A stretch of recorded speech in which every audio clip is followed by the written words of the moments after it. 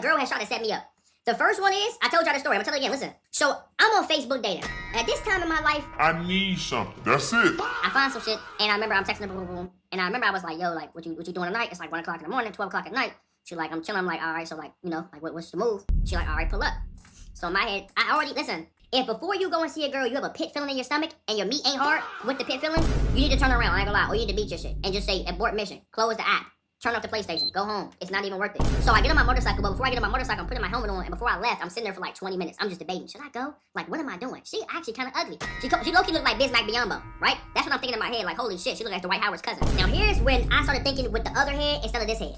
She texted me and she said, when you get here, because I texted her, I was like, I'm 2 minutes out. She said, when you get here, just walk in, the door's unlocked. Chat, if a girl says that to you, you are about to get your head.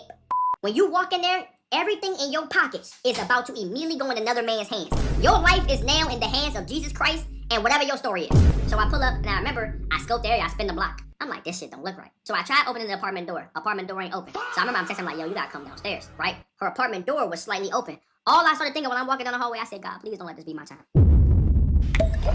Something was telling me, yo, Tamari, please get out of this fucking crib. You are about to get dealt with in the worst way possible. You gotta have 4 shiesties and 3 switches in your face.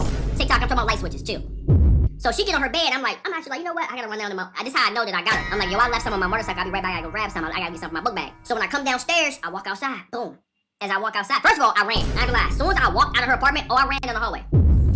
I come outside, and I see a DVS. I think it was an Impala, or maybe it was like a Chevy Cruze, silver, tinted all the way out. And I seen smoke coming out the windows and the sunroof.